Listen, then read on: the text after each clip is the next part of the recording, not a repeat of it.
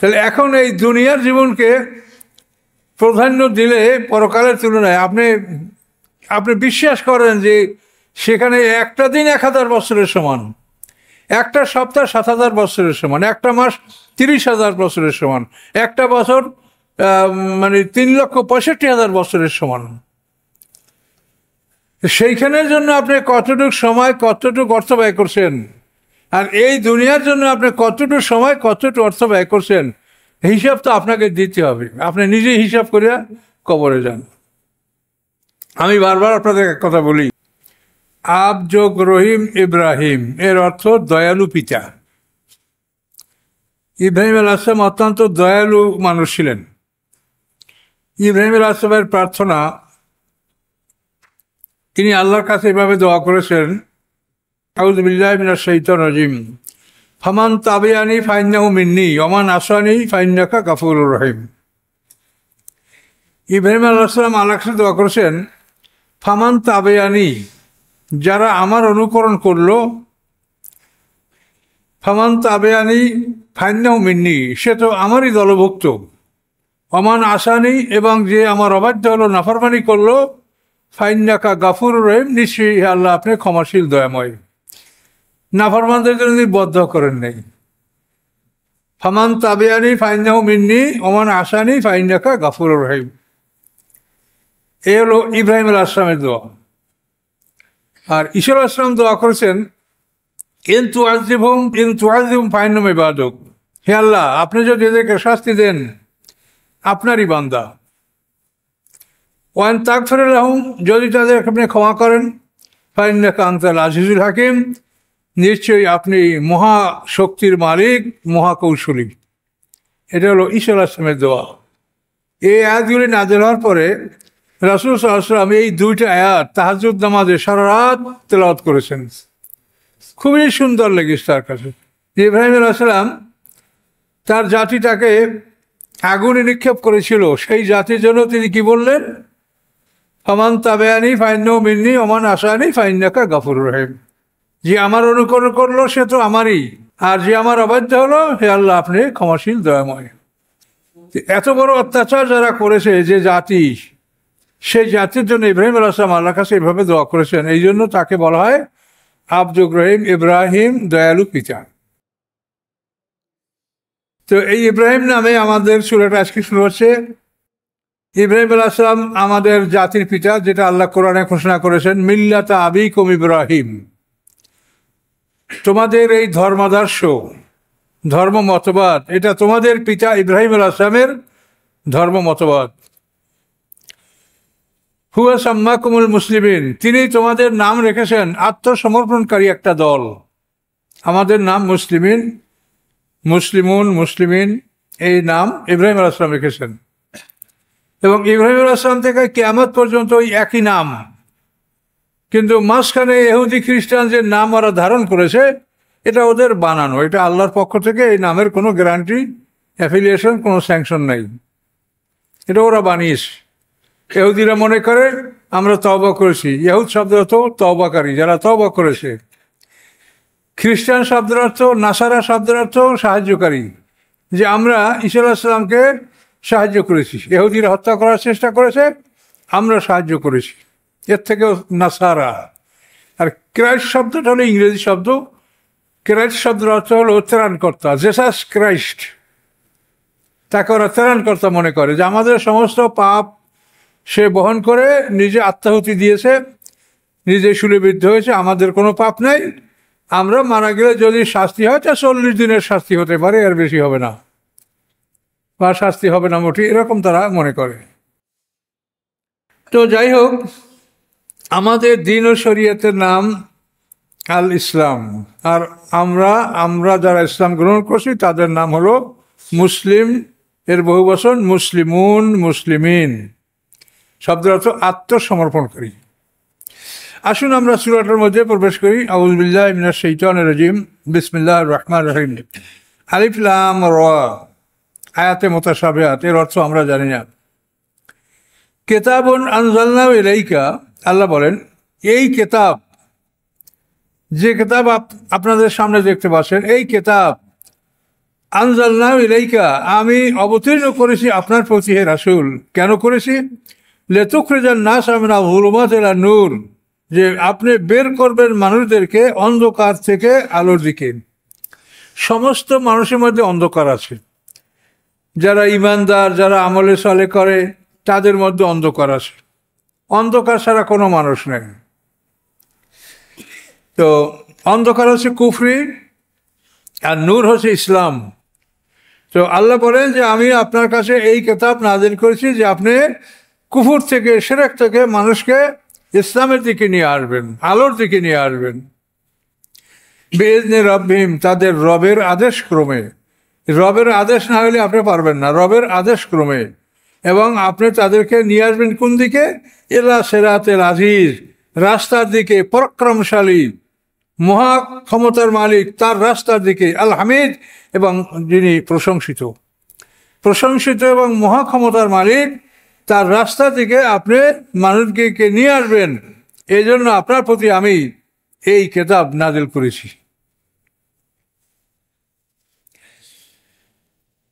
আল্লাহর সামনে তার আরো গুণ বর্ণনা করা হচ্ছে, প্রশংসা করা হচ্ছে। আল্লাহুল্লাযী লাহু মা ফিস সামাওয়াতি ওয়া মা ফিল আরদ, তিনি সেই আল্লাহ, এই লামলে তামলিক অর্থাৎ মালিকানা বোঝায়।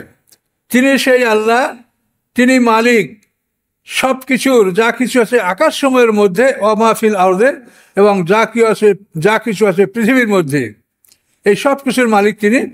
ওয়াইলুল লিল কাফিরিন মিন আযাবিন শাদীদ, এবং ধ্বংস কাফেরদের জন্য কঠিন শাস্তির ধ্বংস।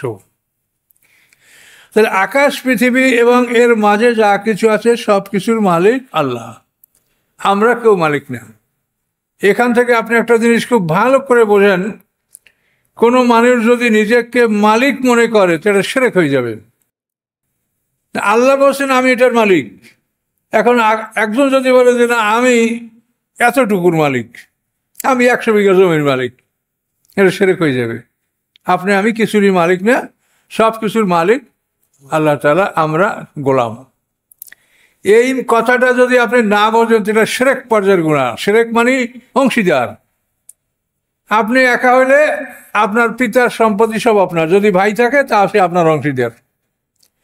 এখন এই পৃথিবীর সমস্ত ধন সম্পদ আল্লাহর, সেখানে যে আমি বলি যে আমি এই সম্পত্তি আমি আমার ইচ্ছা মতো বন্টন করব, আমি কাউকে কম দিব, কাউকে বেশি দিব, ছেলেকে বেশি দিব, মেয়েকে কম দিব, অথবা কাউকে আমি দিব না। আমার মেয়ে আছে, ছেলে নাই, আমি সম্পত্তি সব মেয়েকে লিখে দেব। যদি লিখে না দিতে আবার মেয়ে একটা হলে তো অর্ধেক সম্পত্তি অন্যরা পেয়ে যাবে, আর একাধিক মেয়ে হলে 3 ভাগের 2 ভাগ পাবে, বাকি সম্পত্তি অন্যরা পাবে। আমি সব সম্পত্তি মেয়েকে দিব, আমি মালিক। এই মালিকানা যদি কেউ করেন সে একেবারে ডাইরেক্ট শিরক করলেন। আল্লাহ বলছে আমি মালিক, আর আপনি বলছেন আমিও মালিক। এই ভুল কিন্তু আমাদের সমাজে ব্যাপক হারে লোকে করছে। আমার জানা মতে আমি অসংখ্য লোক দেখতে পাচ্ছি এভাবে, যারা দিবারাত্রি ইবাদত বন্দেগী ঠিকই করছে, কিন্তু ছেলে নাই, মেয়ে আছে, জমি মেয়েকে লিখে দিছে। এই ইবাদতের কোনো মূল্য নাই, তার কারণ এটা শিরক পর্যায়ের গুনাহ। শিরক করলে আল্লাহ তাকে কোনোভাবে ক্ষমা করবে না। কাজে এই জন্য সবসময় শিরক থেকে সতর্ক থাকতে হবে। তারপরও কতগুলি বিষয় আছে এমন যেগুলি থেকে আমরা কেউ আত্মরক্ষা করতে পারি না। সে বিষয়গুলি হলো, যেমন ইনিল হুকমু ইল্লা লিল্লাহ, আল্লাহ ছাড়া আদেশ দেওয়ার ক্ষমতা কারো নাই। আল্লাহ লাহুল খালকু ওয়াল আমরু, জেনে রাখো, সাবধান হও, সৃষ্টি তার, আদেশ তার। তো এই কথা আল্লাহ ঘোষণা করার পরেও আমরা আল্লাহ ছাড়া অন্য কোনো মানুষের, অন্য কোনো শক্তির আমরা আদেশ মানতে আমরা বাধ্য হচ্ছি। তো এটা আমাদের ছাড়া কোনো উপায় নাই, আমরা করতে পারছি না। কিন্তু তারপরও আমাদের প্রমাণ রাখতে হবে যে আমরা এটার পক্ষে ছিলাম না। এই প্রমাণ যদি আমরা না রাখতে পারি, আর প্রমাণ যদি উপস্থাপন বিচারের মাঠে আমরা প্রমাণ না করতে পারি, তাহলে সেক্ষেত্রেও কিন্তু আমরা শিরক পর্যায়ের গুনাহ। আল্লাহ বলেন আমি একা আদেশদাতা, তুমি আরেকজনের আদেশ কেন মানলে? ইনিল হুকমু ইল্লা লিল্লাহ, এগুলো ডাইরেক্ট আয়াত, এগুলির মধ্যে কোনো তাফসীরেরও দরকার নাই, কোনো কিছু না, একেবারে ডাইরেক্ট।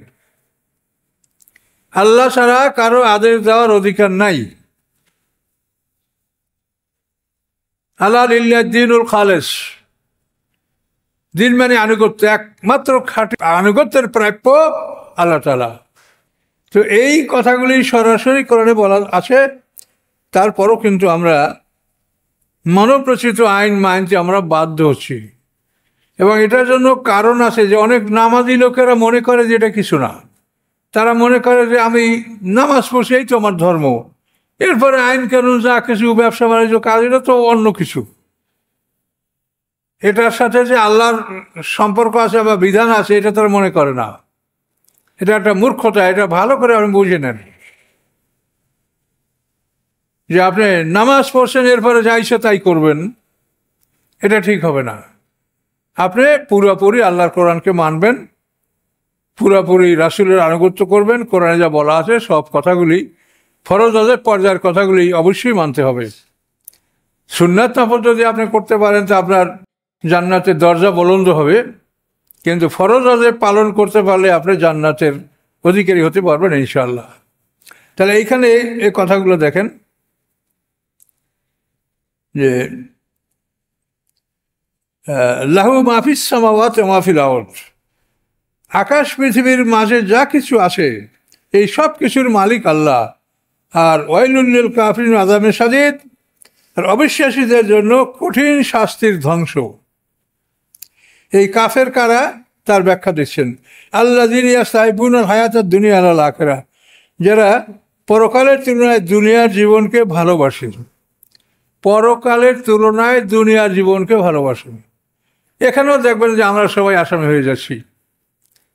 তার কারণ আপনি ইহকাল আর পরকাল আগে ভাগ করেন দুইটা। ইহকাল হলো একটা মানুষের জীবন জন্ম থেকে 100 পর্যন্ত, এটা ইহকাল সর্বোচ্চ আমাদের যেটা সেটা ধরলাম।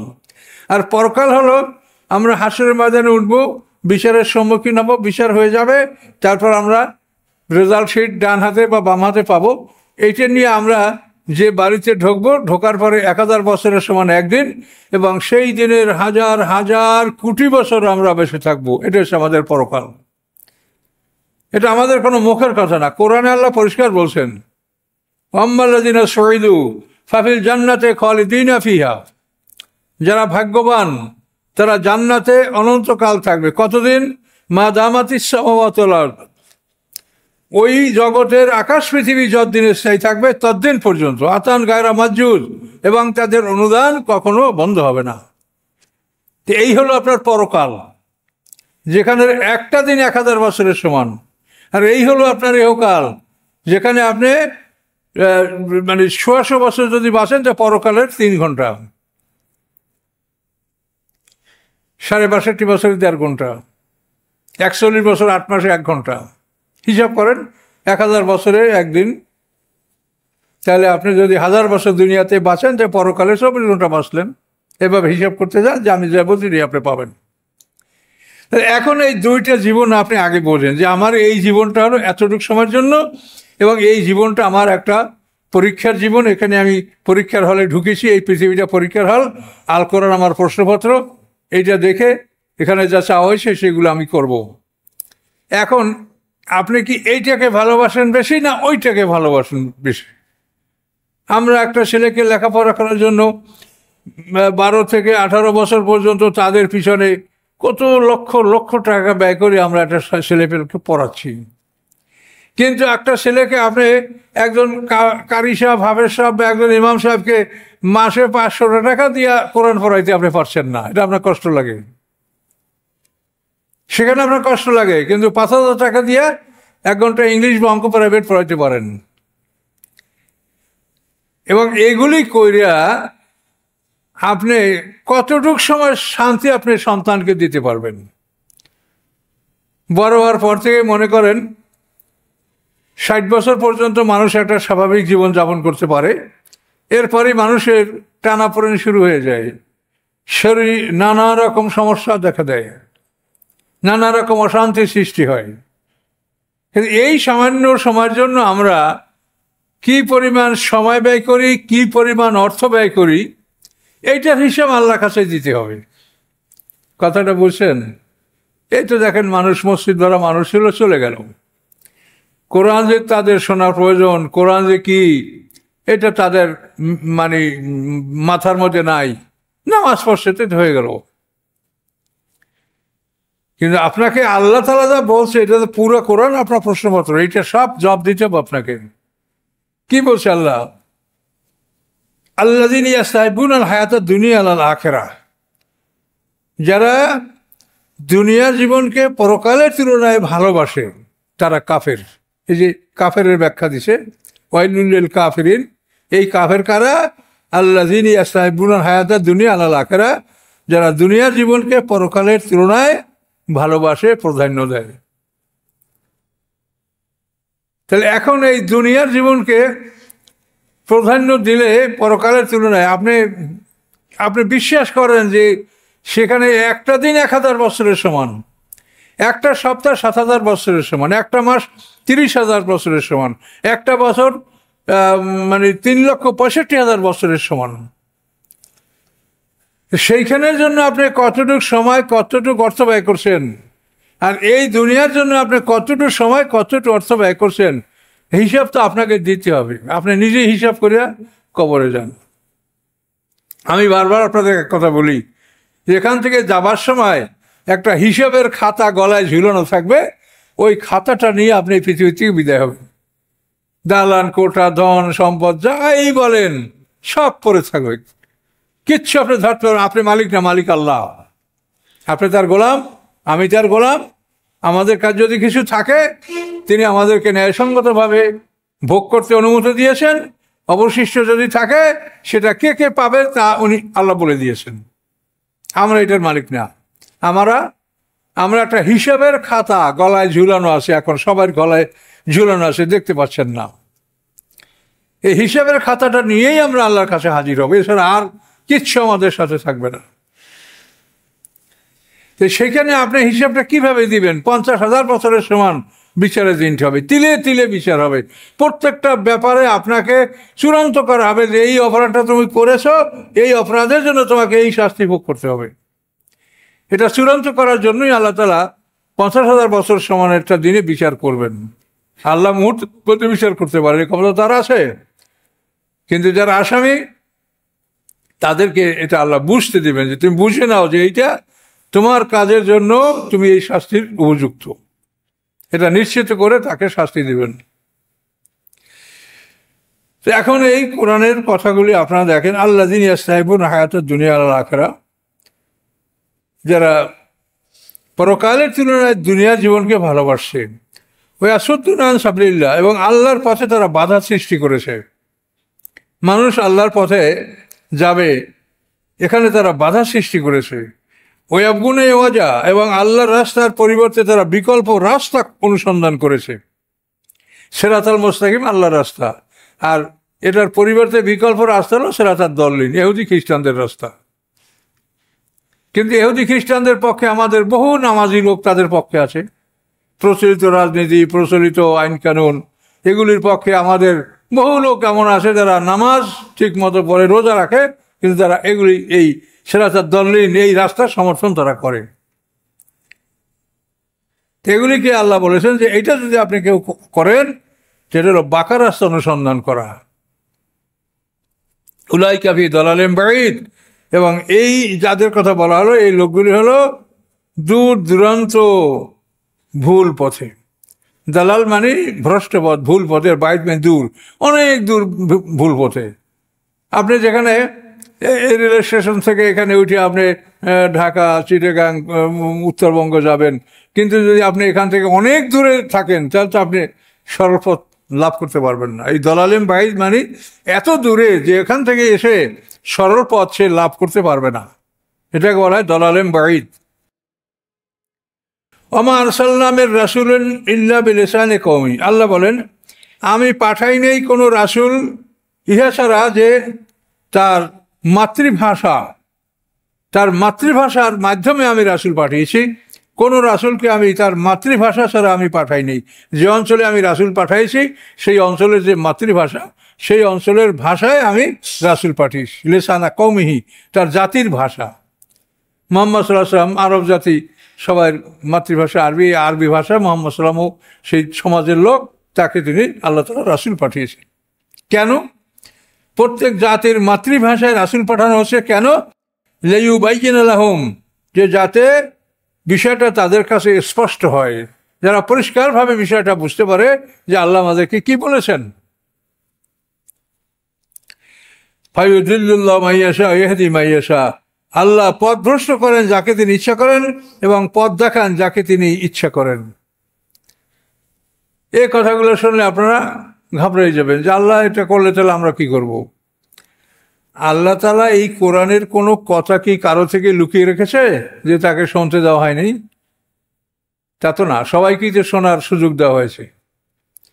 এখন এই সুযোগ থাকার পরেও যদি একজন এই গ্রহণ না করে, আল্লাহ সৃষ্টিগতভাবে প্রত্যেকটা মানুষের মধ্যে নফসে মুতমাইন্না, নফসে আম্মারা, এই দুইটা দানা, ফুজুর এবং তাকওয়া, প্রত্যেকটা মানুষের মধ্যে আল্লাহ দিয়া মানুষকে সৃষ্টি করছে।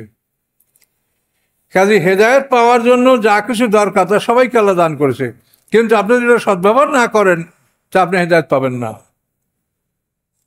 কাজে এই জন্য আপনাকে কোরআন অনুসরণ করতে হবে, নবী রাসূলকে অনুসরণ করতে হবে, তাদের ইত্তেবা করতে হবে, তাহলেই আপনি সরল পথ পাবেন, আর তা নাহলে পাবেন না। আল্লাহ তাআলা সবার জন্য উন্মুক্ত রেখেছেন এবং তার প্রতিশ্রুতি জান্নাত জাহান্নাম উভয় তিনি ভরবেন, কিন্তু কাকে দিয়ে ভরবেন সেটা তাদের আমলের উপর নির্ভর করে। আমরা জেনে শুনে যেন সেই জাহান্নামের আমল না করি। ওহুয়াল আজিজুল হাকিম, তিনি আজিজ। আজিজ শব্দের অর্থ অপ্রতিরোধ্য ক্ষমতার মালিক। সে এমন ক্ষমতার মালিক যে এই ক্ষমতাকে কেউ রদ করতে পারে না। আর হাকিম মানে সাথে সাথে কৌশলী, যার শক্তি আছে কৌশল আছে, সে হলো মহাক্ষমতার মালিক। কিন্তু যদি শক্তি থাকে কৌশল না থাকে, হাতি অনেক শক্তি আছে কৌশল নাই, মানুষেরা তাকে চড়াইয়ে বেড়াচ্ছে দেখেন।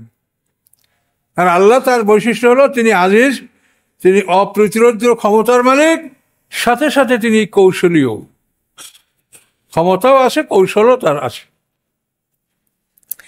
ওয়ালাকাদ আরসালনা মূসা বিআয়াতিনা, আল্লাহ বলে নিশ্চয়ই আমি পাঠিয়েছি মূসা আলাইহিস সালামকে আমার নিদর্শন সহ। কিসের জন্য পাঠিয়েছি? আন আখরিজ কওমাকা, যে তুমি বের করো তোমার জাতিকে মিনাজ যুলুমাত ইলা নূর, অন্ধকার থেকে আলোর দিকে। মানে যে কথা আমাদের মুহাম্মদ সাল্লাল্লাহু আলাইহি ওয়াসাল্লামকে বলা হয়েছে ঠিক একই কথা মূসা আলাইহিস সালামকে বলা হয়েছে। সমস্ত নবীদের প্রোগ্রাম একই প্রোগ্রাম।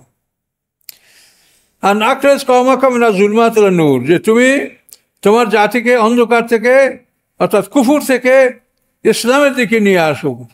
যাক্কিরহুম বিআইয়ামিল্লাহ, এবং উপদেশ দাও তাদেরকে আল্লাহর মহাদিবসগুলির। আইয়াম, ইয়মের বহুবচন, মহাদিবস, আল্লাহর মহাদিবসগুলির থেকে তাদেরকে উপদেশ দাও। আল্লাহর মহাদিবস কোনটা? নূহ আলাইহিস সালামের বর্ণনা, এটা আল্লাহর একটা মহাদিবস। যে আরবের মানুষ এক বোতল পানি খুঁজে পায় না খাবার জন্য, সেই আরবে পাহাড়ের উপরে 40 হাত পানি, সব মানুষ ডুবে মারা গেল। এইরকম পৃথিবীতে মহাপ্রলয় যেগুলি হয়েছে এগুলিকে আইয়াম, মহাদিবস বলা হয়। তো আল্লাহ তাআলা মূসা আলাইহিস সালামকে বলেছেন যে তুমি এই মহাদিবসগুলির মাধ্যমে তুমি জাতিকে সাবধান করো। নূহ আলাইহিস সালাম আগে কোনো জাতি ধ্বংস হয় নাই। এই নূহ আলাইহিস সালামের জাতি সবার আগে ধ্বংস হয়েছে। এরপরে ধ্বংস হয়েছে আদ জাতি, আদ ইবনে আওয়াজ ইবনে ইরাম ইবনে সাম ইবনে নূহ। নূহ আলাইহিস সালামের পঞ্চম পুরুষে গিয়ে আবার আদ জাতি ধ্বংস হয়েছে। আদ জাতির পরে সামুদ জাতি ধ্বংস হয়েছে। তারপর জাতি ইসলাম, আসাবে আইকা, কওমে তুব্বা, এরপর সিরিয়ালি এই সমস্ত বড় বড় জাতিগুলি ধ্বংস হয়েছে। এবং এই ধ্বংসের দিনগুলিকে বলা হয় আইয়ামিল্লাহ, আল্লাহর মহাদিবস। এই আল্লাহর মহাদিবস দ্বারা আল্লাহ তার জাতিকে সতর্ক করতে বলেছেন যে তারা যেরকম আল্লাহ নাফরমানি করে, পয়গম্বরের বিরোধিতা করে, তারা যেরকম পৃথিবীতে শাস্তির যোগ্য হয়েছে, তোমরাও কিন্তু তাই হবে। ইন্না ফি যালিকা লাআয়াতিন লিকুল্লি সাব্বারিন শাকুর, নিশ্চয়ই এর মধ্যে রয়েছে নিদর্শন লিকুল্লি সাব্বারিন শাকুর, প্রত্যেক ধৈর্যশীল কৃতজ্ঞ, যারা ধৈর্যশীল এবং কৃতজ্ঞ তাদের জন্য রয়েছে এর মধ্যে উপদেশ। আজকালা মুসা কমজকুরু নেমাতুল্লাহ আলাইকুম, স্মরণীয় ঘটনা যখন মুসা আলাইহিস সালাম তার জাতিকে বলেছিলেন উজকুরু নেমাতুল্লাহ, স্মরণ করো আল্লাহর অনুগ্রহ তোমাদের প্রতি। নেমাত আল্লাহ আলাইকুম, তোমাদের উপরে আল্লাহর যে অনুগ্রহ এগুলি তোমরা স্মরণ করো। কি কি অনুগ্রহ? এস আনজাকুম মিন আলে ফিরাউন, যখন আল্লাহ তাআলা মুক্তি দিলেন তোমাদেরকে ফিরাউন সম্প্রদায় থেকে। ইয়াসুমুনাকুম সুআল আযাব, যারা পৌঁছাতো তোমাদের প্রতি নিকৃষ্ট শাস্তি। সেই নিকৃষ্ট শাস্তিটা কি? ইউযাববিহুনা আবনাকুম, তারা জবাহ করতো তোমাদের পুত্র সন্তানদেরকে। ওই ইয়াস্তাহিয়ুনা নিসাকুম, এবং জীবিত রাখতো তোমাদের কন্যা সন্তানদেরকে। আফি যালিকুম বালাউম মির রাব্বিকুম আযীম, এবং এর মধ্যে রয়েছে বড় পরীক্ষা তোমাদের রবের পক্ষ থেকে। এভাবে ফেরাউন কোনো বর্ণনায় 350 বা 400 বছর পর্যন্ত মিশরের শাসক ছিল, এবং বনী ইসরাঈলকেও সেইভাবে কষ্ট দিয়েছে। তার কারণ সে স্বপ্নে দেখেছিল যে বাইতুল মুকাদ্দাস থেকে একটা জ্বলন্ত অগ্নিশিখা মিশরে উড়ে এসে পড়েছে। সেই আগুনে মিশরের সমস্ত কিপ্তিদের বাড়িঘরগুলি পুড়ে ছারখার করে দিয়েছে, কিন্তু বনী ইসরাঈলদের কোনো ক্ষতি করে নাই। এই স্বপ্ন দেখার পরেই সে স্বপ্নতত্ত্ববিদদের কাছে এর ব্যাখ্যা চেয়েছিল, এবং তারা বলেছিল যে অচিরে এই বনী ইসরাঈল থেকে একটা পুত্র সন্তান জন্মগ্রহণ করবে, তার হাতে এই কিপ্তি সম্প্রদায়টা ধ্বংস হবে। এরা আমালেক, কিপ্তিরা আমালেক সম্প্রদায়। আমালেকদের পরিচয় হলো এই যে আদ ইবনে আওজ, এই যে আদের পিতা আওজ, এই আওজের আর এক ছেলে ছিল আমলিক। সেই আমলিকের বংশধরকে আমালেক বলা হয়। এরা মিশর, সিরিয়া এইসব অঞ্চলে তারা শাসন করছে, এইসব অঞ্চল তাদের দখলে ছিল। এই আওজের ছেলে আমলিক, তার থেকে আমালেক। ওয়াইজ তাআজ্জানা রাব্বুকুম, স্মরণীয় ঘটনা যখন তোমাদের রব ঘোষণা করেছিল লাইন শাকারতুম লাযীদান্নাকুম, যদি তোমরা শুকুর করো, কৃতজ্ঞতা জ্ঞাপন করো, আমি তোমাদেরকে বাড়িয়ে দেব। ওয়ালাইন কাফারতুম, এবং যদি তোমার অকৃতজ্ঞ হও, ইন্না আযাবি লাশাদীদ, তাহলে নিশ্চয়ই জেনে রাখো আমার শাস্তি অত্যন্ত কঠিন শাস্তি।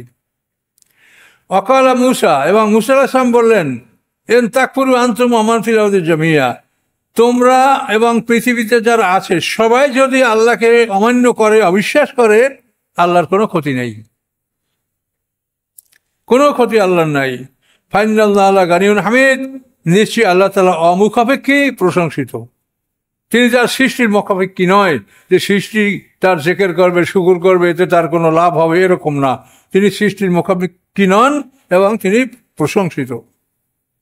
আল্লাহ বলেন আলামিয়া থেকুম নাবাউল লাযীনা মিন ক্বাবলিকুম, আসে নাই কি তোমাদের কাছে খবর ওই সমস্ত মানুষের যারা তোমাদের আগে ছিল? তোমাদের আগে যে সমস্ত জাতিগুলি ছিল তাদের খবর তোমাদের কাছে আসে নাই? যেমন কওম নূহ আলাইহিস সালামের সম্প্রদায়, ও আদ জাতির খবর, সামুদ জাতির খবর। আদ জাতিকে আল্লাহ তাআলা প্রচণ্ড ঝঞ্ঝাবায়ু দিয়া তাদেরকে ধ্বংস করেছেন। কোরআনে বলা আছে 7 রাত 8 দিন পর্যন্ত একাধারে প্রচণ্ড ঝোড়ো হাওয়া, এই ঝোড়ো হাওয়া দিয়ে আল্লাহ তাদেরকে ধ্বংস করছে আদ জাতিকে। সামুদ জাতিকে একটা বিকট ভূমিকম্প, বিকট শব্দের মাধ্যমে তাকে ধ্বংস করা হয়েছে। ওয়াল্লাযীনা মিন বা'দিহিম, এবং যারা ছিল এদের পরে, লা ইয়ালামুহুম ইল্লাল্লাহ, জানে না তাদের খবর কেউ আল্লাহ ছাড়া। মানে এই আদ সামুদের পরে যে জাতিগুলি ধ্বংস হয়েছে ইব্রাহিম আলাইহিস সালাম পূর্ব পর্যন্ত, এটা আল্লাহ ছাড়া সেই জাতিগুলির হিসাব কেউ জানে না। আমরা কিছু কিছু মানে তাফসীরের মাধ্যমে পাই, যেমন জাদিস, তাসাম, আসাবে আইকা, কওমে তুব্বা, এই সমস্ত অনেকগুলি জাতির কথা মোটামুটি পাওয়া যায়। কিন্তু আল্লাহ বলেন যে তাদের প্রকৃত সংখ্যা এটা কেউ জানে না। জাআতুহুম রাসূলুম বিল বায়িনাত, এসেছিল তাদের কাছে তাদের রাসূলগণ উজ্জ্বল প্রমাণ সহ। ফারাদ্দু আইদিয়াহুম ফি আফওয়াহিম, তারা চেপে ধরেছিল তাদের হাত রাসূলদের মুখে। তারা আঙ্গুল দ্বারা রাসূলের মুখ চেপে ধরছে যে খবরদার, একথা আপনি বলবেন না, এটা তুমি বলো না, এভাবে তারা করেছে। অকল এবং তারা বলেছে ইন্না কাফারনা, নিশ্চয়ই আমরা অবিশ্বাস করছি, বিমা উরসিলতুম বিহি, তোমরা যা নিয়ে এসেছ এগুলি আমরা অবিশ্বাস করছি। ওয়াইন্না লাফি শাক্কিম মিম্মা তাদউনানা ইলাইহি মুরিব, এবং নিশ্চয়ই আমরা সন্দেহ পোষণ করছি ওই সব কিছুর প্রতি যেদিকে তোমরা আমাদেরকে ডাকছো, এবং আমরা সন্দেহ পোষণকারী, আমরা কখনো এটা বিশ্বাস করব না।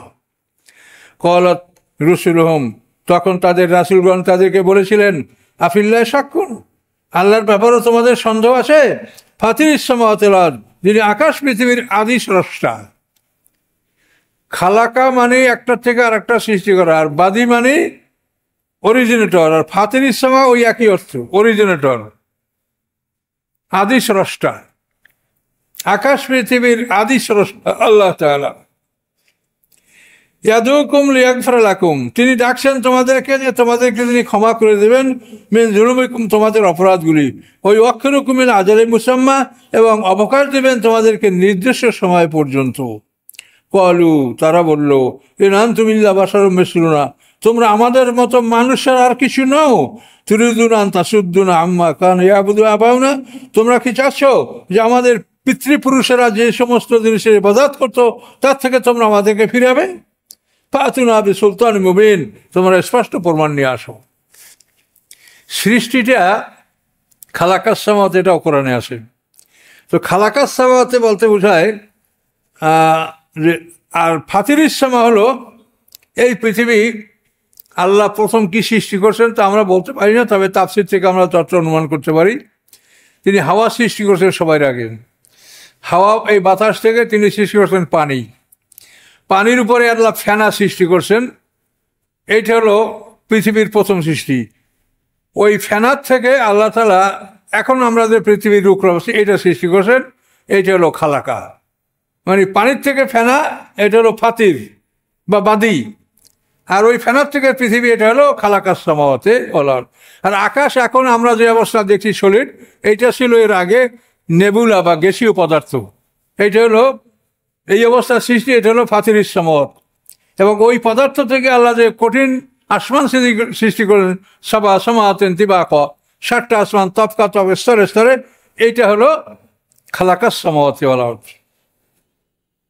কাঠ থেকে টেবিল, এটা খালাকা, কিন্তু এই কাঠকে সৃষ্টি করেছেন তিনি হচ্ছেন বাদী বা ফাতির, বুঝতে পারছেন? কাঠ দ্বারা টেবিল তৈরি হয়েছে, এটা হলো খালাকা। আর এই কাঠকে সৃষ্টি করেছে, কে বানিয়েছেন? যিনি কাঠ সৃষ্টি করেন তিনি হচ্ছেন বাদী বা ফাতির, অরিজিনেটর।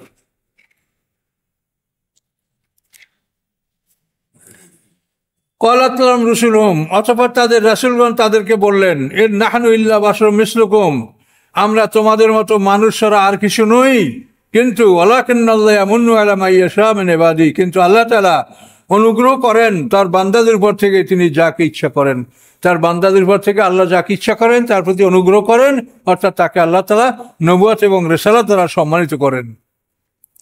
ওমা কানা লানা আন না'তিয়াকুম বিসুলতানিন ইল্লা বিইذনিল্লাহ, আমাদের কোনো ইখতিয়ার নাই, আমাদের কোনো অধিকার নাই যে আমরা প্রমাণ নিয়ে আসবো, আমরা কোনো দলিল নিয়ে আসবো, মুআজিজা নিয়ে আসবো আল্লাহর অনুমতি ছাড়া। আল্লাহর অনুমতি ছাড়া কোনো পয়গম্বর কোনো মুআজিজা নিয়ে আসতে পারেন না। ওয়া আলাল্লাহি ফালিয়াতাওয়াক্কালিল মুমিনুন, এবং মুমিনরা যেন আল্লাহর উপরই নির্ভর করে। ওমা লানা আল্লা নাতাওয়াক্কাল আল্লাহ, কি হয়েছে আমাদের যে আমরা আল্লাহর উপর নির্ভর করব না? অবশ্যই আমরা আল্লাহর উপর নির্ভর করব। ওয়াকাদ হাদানা সুবুলানা, অবশ্যই আল্লাহ তাআলা আমাদেরকে আমাদের সঠিক পথ দেখিয়েছেন। ওয়ালা নাসবিরান্না আলা মা আযাইতুমুনা, এবং অবশ্যই আমরা ধৈর্য ধারণ করব ওই সব কিছুর উপরে যে তোমরা আমাদেরকে কষ্ট দিচ্ছ। ওয়া আলাল্লাহি ফালিয়াতাওয়াক্কালিল মুমিনুন, এবং মুমিনদের উপরেই যেন আল্লাহ তাআলা নির্ভর, মুমিনরা যেন আল্লাহর উপরে নির্ভরশীল হয়, আল্লাহর উপরে যেন মুমিনরা তাওয়াক্কুল করে, তারা যেন কখনো ধৈর্যহারা না হয়। এই দুরুকু পর্যন্ত আমরা আসি। তো আমার সামনে আপনারা যে বই কিতাব কোরআন দেখছেন, এটা অনেক দিন কষ্ট করে এই কোরআন শব্দার্থ সহ তর্জমা, এই 2 খণ্ড 30 পারা ইনশাল্লাহ বের হয়েছে। তো এটার ব্যাপারে সামান্য একটু কথা বলছি যে আমরা সবসময়, আমার একটা ইচ্ছে কি যে মানুষের উপরে যেন চাপ সৃষ্টি না হয়, সমাজে কত তর্জমা, কত তাফসির, কত কিছু আছে, আবার আমি একটা লিখে আর একটা বোঝা সৃষ্টি করব, এটা যেন না হয়। তো এই জন্য আমি এই বিষয়গুলি চিন্তা করছি। এখন যে কোরআনগুলি আপনাদের কাছে আছে, এখানে হয়তো অনেক তর্জমা কোরআন আছে, এগুলোর মধ্যে ভুল আছে। ভুল কম বেশি সবাই থাকবে, কিন্তু কিছু ভুল আছে এগুলো মারাত্মক ভুল। এই মারাত্মক ভুলগুলি এটা করা সম্ভব না। তো এই জন্য এই মারাত্মক ভুলগুলির বিষয় লক্ষ্য করে আমি পুরো কোরআনের তর্জমাটা করেছি। এবং আমার যেটা মনের ইচ্ছা যে একজন মানুষ কোরআন শেখার জন্য যা কিছু দরকার শব্দ অর্থ সব কোরআন শিখতে পারবে। তাফসির আমার লেখা আছে, সেটা পড়তে পারবেন। রাসূলের জীবনী লেখা আছে, এগুলি আপনারা দেখতে পারবেন। প্রতিটি ক্ষেত্রেই আমাকে যখন লোকেরা জিজ্ঞাসা করতো রাসূলের জীবনী কী পড়বো, আমি বলছি রাহিকুল মাকতুম পড়েন। রাহিকুল মাকতুম এটা বিশ্বস্ত, খুব অথেন্টিক বুক। কিন্তু এই রাহিকুল মাকতুম আমি যখন ভালো করে পড়লাম, দেখলাম এর মধ্যে এমন কিছু বিষয় আছে যেগুলা বর্জনীয় এবং যেগুলো সংশোধন দরকার। এই জন্য আবার আমি নিজে রাসূলের জীবনী লিখেছি। আর কোরআনের তর্জমার ব্যাপারে ওই রকমই, মানে এমন মারাত্মক কিছু ভুল আছে। আমি দেখাই, সূরা আনামের একটা আয়াত দেখাই আপনাদেরকে।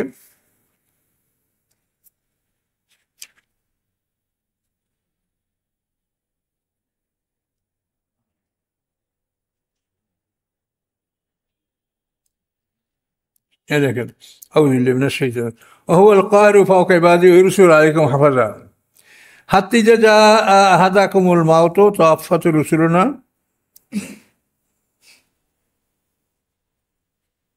ওয়া হুম লা ইউফাররিতুন।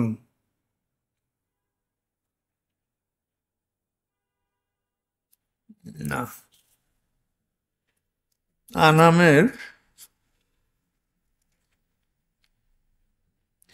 হ্যাঁ, ওহুয়াল্লাযী ইয়াতাওয়াফাকুম বিলাইল, 60 নম্বরে দেখেন। তিনি সেই আল্লাহ যে, এখানে ওই আপনাদের কাছে যে তর্জমা আছে এখানে থাকলেও আপনারা বাইর করে দেখতে পারেন। ইয়াতাওয়াফাকুম বিলাইল, তিনি সেই আল্লাহ যিনি রাতে তোমাদের মৃত্যু কার্যকর করেছেন। ইয়াতাওয়াফা, তো এই তর্জমাটা সম্পূর্ণ ভুল। ওয়াফাত শব্দ দ্বারা মৃত্যু বুঝায়, কিন্তু এই শব্দটার মূল অর্থ হলো হিসাব পুরোপুরি বুঝে নেওয়া, পাওনা পুরোপুরি বুঝে নেওয়া, এটার নাম হলো অফা। এর থেকে অফাত। তো অফাত মানে মৃত্যু। এটা কখন ব্যবহার করা হয়? যে একটা মানুষ, তার জন্য যে আল্লাহর পক্ষ থেকে তার রেজেক, মানে তার মানে খাদ্য, পানি, বাতাস, মানে তার জন্য যা কিছু, এই সব কিছু যখন সে নিজে পুরোপুরি বুঝে নেওয়ার পরে পৃথিবী থেকে বিদায় হয়, তো এইরকম অবস্থায় কোনো মানুষ যদি পৃথিবী থেকে বিদায় হয়, এটাকে অফাত বলা হয়। যে তার পাওনা সে সম্পূর্ণ বুঝে নিয়েছে। তো অফাত শব্দের অর্থ পাওনা বুঝে নেওয়া। তো এখানে যদি এই কথা হয় যে ওহুয়াল্লাযী ইয়াতাওয়াফাকুম বিল-লাইলি, যেটা ওনারা লিখেছেন যে তিনি সেই আল্লাহ যে রাতের বেলায় আমাদের তিনি মৃত্যু কার্যকর করেন। তো রাতে যদি আমরা মরি, তো একটা লোক রাতে 2-3 বার ঘুম থেকে জাগ্রত হয়ে আবার ঘুমায়, তাহলে এক রাত্রি তো আমাদেরকে 3-4 বার আমাদের জীবন এবং মরণ হয়ে গেল। ঘুমেছি তখন মরলাম, আবার জাগলাম তখন জীবিত হইলাম। তো ইয়াতাওয়াফাকুম বিল-লাইলি এটা ঠিক না। তার কারণ কোরআনে অন্য আয়াতে আল্লাহ বলেন মানুষের মরণ হলো 2টা, জীবন হলো 2টা। সূরা মুমিনের 11 নম্বর আয়াতে আছে যে মানুষের মরণ 2টা, জীবন 2টা। তো এখানে ইয়াতাওয়াফা শব্দের অর্থ হলো বুঝে নেওয়া। আল্লাহ তাআলা রাতের বেলায় তোমাদেরকে বুঝে নেন। বুঝে নেওয়ার অর্থ হলো আপনি রাতের বেলায় আপনার কয়টা ছাগল, কয়টা গরু, কয়টা মুরগি, কয়টা হাঁস, এগুলি দেখে শুনে আপনার চেক করেন না যে আমার সবগুলো ঠিক আছে কিনা। তো আল্লাহ তাআলা ইয়াতাওয়াফা মানে বুঝে নেওয়া। আমাদেরকে রাতের বেলায় তিনি বুঝে নিচ্ছেন যে এই রাতের বেলায় কে কোথায় থাকবে, কার অবস্থান কোথায়, এইটা আল্লাহ তাআলা সব বুঝে নিচ্ছেন। এটা আল্লাহ তাআলা রাতের মৃত্যু দেন, এটা না। যে অফাত শব্দের মূল অর্থই হলো বুঝে নেওয়া। এভাবে আপনার সূরা জুমারের 42 নম্বর আয়াতে ওই রকম আছে, আল্লাহ ইয়াতাওয়াফাল আনফুসা হিনা মাউতিহা। মানুষ যখন মারা যায় এবং মানুষ যখন নিদ্রা যায়, 2 অবস্থায় আল্লাহ তাআলা তার নফসগুলি হস্তগত করেন। এখানে ইয়াতাওয়াফা মানে হস্তগত করা। আমরা যখন ঘুমাই তখন আমাদের নফসগুলি বের হয়, এই নফসগুলি আল্লাহর আয়ত্তে থাকে। তিনটা নফস, নফসে মুতমাইন্না, নফসে লাওয়ামা, নফসে আম্মারা। কিন্তু মৃত্যু হয় রুহু বাইর হইলে, কিন্তু ঘুমের মধ্যে তোমাদের রুহু বাইর মরি না। তো ওখানে আল্লাহ বলছেন যে তার নফসগুলি আল্লাহ হস্তগত করেন যখন সে নিদ্রা যায়, এবং যখন সে মারা যায় তখনও তার আত্মাগুলি ইয়াতাওয়াফা শব্দের অর্থ গুনে গুনে নেন, হস্তগত করেন, আল্লাহ হিসাব করে তার কবজায় নেন। যেমন একটা আসামি জেলখানা নিলে কত ভাবে তার পরিচয়, তার চিহ্ন, মানে কোনখানে কি, একটা মানুষ যাতে সঠিক বোঝা যায় এই লোকটা এই লোক, এটার জন্য তার শরীরে কোথাও কোনো চিহ্ন থাকলে সেটাও রেকর্ড করা হয়। তো ওইভাবে তো আল্লাহ তাআলা সমস্ত মানুষগুলিকে হস্তগত করেন। ইয়াতাওয়াফা শব্দের অর্থ তিনি হস্তগত করেন, বুঝে নেন। তো ওখানেও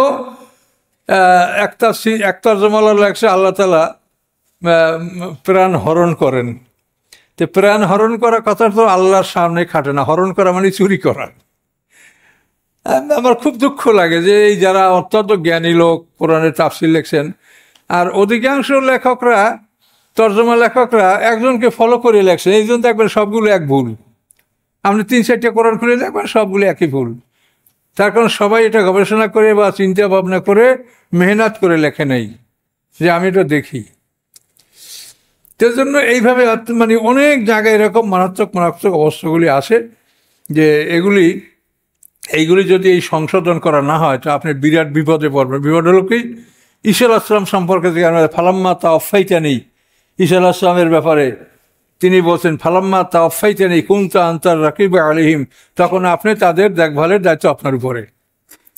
এখন এই তাওয়াফা শব্দ ওদের মৃত্যু হয়, তাহলে ঈসা আলাইহিস সালাম মারা গেছে। তাহলে যারা বলে যে ঈসা আলাইহিস সালাম মারা গেছে তাদের পক্ষে এটা দলিল হয়ে যায় যে কোরআনে আছে ঈসা আলাইহিস সালাম মারা গেছে। কিন্তু এই অফাত শব্দের মানা না, ঈসা আলাইহিস সালামকে আল্লাহ তাআলা বুঝে নিয়েছেন, তাকে আল্লাহ তাআলা বুঝে নিয়ে তাকে সংরক্ষণ করেছেন। তাওয়াফাইতানি অর্থ হলো এটা, বুঝে নেওয়া। আর মৃত্যুর জন্য ব্যবহৃত হয় সেখানে তো ওই অবস্থায় যেটা বললাম যে তার সম্পূর্ণ দেনা পাওনা সে বুঝে নিয়ে বিদায় হয়েছে, এই জন্য তার এই মৃত্যুটাকে অফাত বলা হয়। তো এইভাবে ইনশাল্লাহ আমার এই কোরআনে বহু জায়গায় আপনারা খুব জটিল জটিল জায়গা যেগুলো অন্যান্য তর্জমা পড়ে আপনারা বুঝতে পারবেন না, ইনশাল্লাহ আমারটা পড়লে আপনারা বুঝতে পারবেন। তো এই জন্য আমি এটা কষ্ট করে করেছি। আমি এই জন্য আল্লাহর কাছে আমার মানে যেটা ইচ্ছে ছিল আল্লাহ আমাকে পূরণ করতে দিয়েছেন, এবং আমি আশাবাদী যে ইনশাল্লাহ আমার এটা সমাজের লোক গ্রহণ করবে, যারা অনুসন্ধান করে তারা এটা গ্রহণ করবে। তো আপনারাও, আল্লাহ তাআলা কোরআন নাযিল হয়েছে, আল্লাহ প্রথম শব্দ বলছেন কি একরা, পড়ো। কাজে আপনাদেরকেও জ্ঞান অর্জন করতে হলে পড়তে হবে। তো আশা করি আপনারা এটা পড়বেন, এই দাবি রেখেই এখন আমরা দোয়া করে দিচ্ছি। আস্তাগফিরুল্লাহ আল্লাযী লা ইলাহা